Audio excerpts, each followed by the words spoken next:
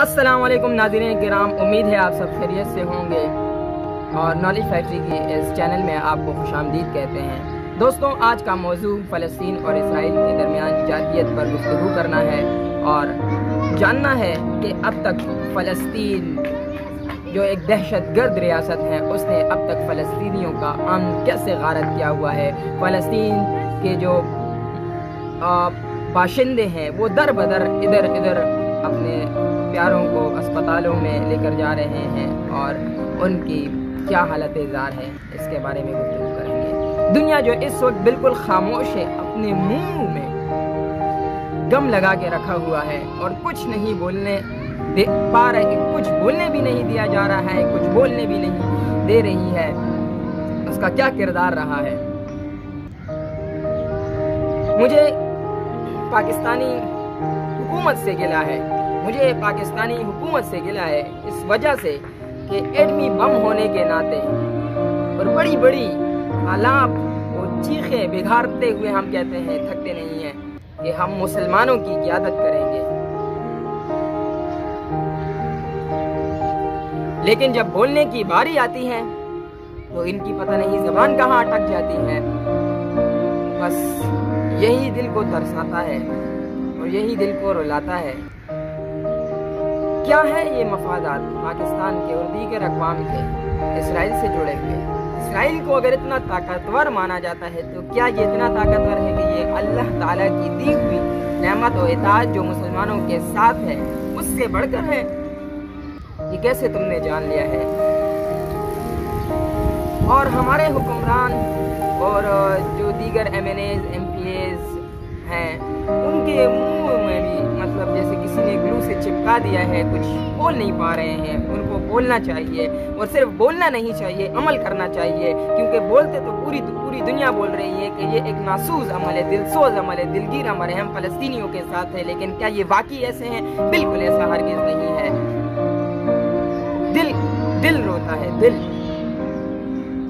کہ صرف دنیا بول رہی ہے اور ان فلسطینیوں پر جو گزر رہی ہے وہ صرف وہی جان سکتے ہیں، وہ صرف وہی بتا سکتے ہیں۔ پچھلے دنوں سے جس طرح کے سنگین مناظر دیکھ رہا ہوں، دل آنکھ کے آنسو ہوتا ہے۔ سمجھ میں نہیں آ رہا ہے کہ کیسے ان کی مدد کروں۔ اگر افرادی مدد تو کر سکتا ہوں، لیکن انفرادی مدد تو کی جا سکتی ہے، لیکن میں کہتا ہوں کہ اجتماعی مدد ان کی جائے، ان کی طبی سہولیات، ان کی مطلب ہر طرح کی مدد کی جائے، ان کی معیشت کو استحکام کرنے کے لیے تو ہمیں تمام بچنے کے لیے کچھ آگے بڑھنا ہوگا۔ ان کا ڈیفینس سسٹم ہم نے لانا ہوگا، ان کے لیے ملٹری لانی ہوگی، ان کے لیے نیول فورس لانی ہوگی، ان کے لیے ایئر فورس لانی ہوگی، اور یہ سب ایک شخص کا کام نہیں ہے، ایک مملکت، ایک ریاست کا کام نہیں ہے۔ تمام مملکت جو OIC میں بیٹھ کر بڑی آلات پہ رکھتے ہیں کہ ہم مسلمانوں کی ترجمانی کرتے ہیں، لیکن ایک بھی ریاست ایسی نہیں ہے جو صحیح معنوں میں فلسطینیوں کی حمایت کرے، صحیح معنوں میں فلسطین کی تائید کرے۔ میں اس ویڈیو میں صرف 2 ایسی اقوام کو شاباش دینا چاہتا ہوں جو اس محاذ پر فلسطین کے شانہ بشانہ کھڑے ہیں۔ انہوں نے فلسطین کو تنہا نہیں چھوڑا ہے۔ ایران جو حماس ایک جہادی تنظیم ہے، وہاں پر انہوں نے ان کو جو بھی ضروریات ان کی ہوتی ہے ان کو پہنچائی جاتی ہے تاکہ فلسطین کی مدد کے لیے وہ آگے بڑھے۔ اسرائیلی میڈیا کے مطابق اب تک 200 سے زیادہ میزائل داغے جا چکے ہیں اور خوف و ہراس ان کے نسوں میں دوڑ رہا ہے۔ ان کے بچے چیخ و پکار کر رہے ہیں اور اس سے زیادہ اور بدتر ان کی زندگی ہونی چاہیے۔ آپ نے دیکھا ہوگا وہ منظر جب مسجد اقصی میں آگ لگی ہوئی تھی اور فلسطین کی مذہبی جو قوم ہے وہ ناچ رہی تھی، بھنگڑے ڈال رہی تھی کہ ہم نے مسلمانوں کے تہ و بالا کر دیا، ہم نے ان کا سکون غارت کر دیا ہے، ہم نے ان کو کہیں کا نہیں چھوڑا ہے۔ اور یہ مسلم ریاستیں صرف ان کو دیکھتی رہی، صرف زبان پر یہ لایا کہ یہ ایک مذموم حرکت انہوں نے کہی، اس کے سوا انہوں نے کچھ نہیں کہا۔ کیا یہ ہوتی ہے ریاستیں؟ وزیر اعظم عمران خان صاحب، آپ سے ایک درخواست کرتا ہوں، خدا را فلسطینیوں پر رحم کرو۔ صرف بول چال تک نہ رہو، صرف بول چال تک اپنی زبان نہ رکھو، عملی حکمت عملی اپناؤ، جاؤ عملی حکمت اپنی فوج کو بیچو۔ کس چیز سے ڈرتے ہو؟ مسلمان تو ڈرتا ہی نہیں ہے۔ کون بولتا ہے مسلمان ڈرتا ہے؟ مسلمان آپ کو نبی صلی اللہ علیہ وسلم کا وہ قول نہیں یاد ہے جب انہوں نے فرمایا کہ جب ایک مسلمان بے انصافی سے لرزتا اور کامتا ہے اور تمام تر لوگ جو شخص بھی اسے دیکھتا ہے تو وہ سب غیر انصاف کے دائرے میں آتے ہیں. تو کیا تم وہ بننا چاہتے ہو یا عدل و انصاف جس کی تم مثال کیا کرتے ہو؟ اور آپ کی پارٹی کا نام بھی ماشاءاللہ تحریک انصاف. تو انصاف کا کیوں بول نہیں والا کیا جا رہا ہے؟ کیا اس لیے ڈر رہے ہیں کہ اسرائیل ہم پر دھماکہ کرے گا اور ہم نیست و نابود ہو جائیں گے؟ کیوں ہم نیست و نابود ہو جائیں گے؟ اگر ہم ہو بھی گئے ہیں تو ٹھیک ہوگا ہمارے ساتھ، کیونکہ ہم ان مسجد قدس کو نہیں بچا سکے تو یہ سرزمین کیا ہے؟ وہ تو مقدس سرزمین ہے، وہ تو مسلمانوں کی مقدس سرزمین ہے جہاں پر 1,24,000 انبیاء نے اپنے اللہ تعالیٰ نے انہیں وہاں مبعوث کیا اور وہیں سے کافی سارے انبیاء نکلے اور پوری دنیا کو علم کی روشنی سے روشناس کرایا، اسلامی اقدار سے روشناس کرایا. ہمارے نبی پاک صلی اللہ علیہ وسلم جب شب معراج پر جا رہے تھے تو ان کا پہلا پڑاؤ مسجد الاقصی تھا اور وہاں پر تمام تر انبیاء کرام کو انہوں نے امامت کرائی. تو کیا تم یہ بھول گئے ہو؟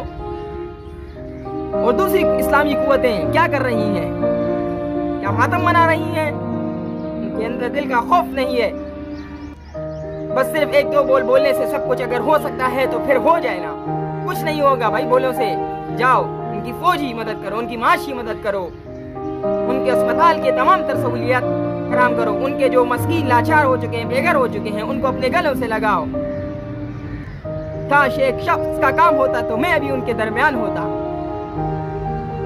اگر میری آواز آپ تک پہنچ رہی ہے تو برائے مہربانی جائے اور اسرائیل پر اگر اٹیک نہیں کر سکتے ہیں تو فلسطین کی سرزمین پر اپنی فوجیں اتاریں اور کہیں اسرائیل کو آئے ابھی حملہ کریں. اگر ابھی حملہ کرتے ہیں تو آپ جوابی حملے میں ان کو نیست و نابود کر دیں.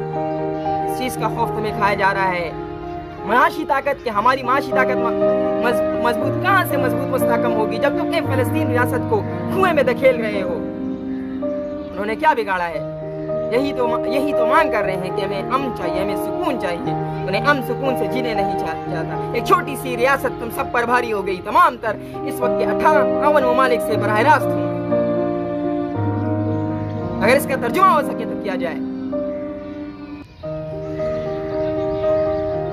خدا را اس قوم پر رحم کھاؤ اور انہیں مصیبتوں میں مت دھکیلو. بہت ہو گیا.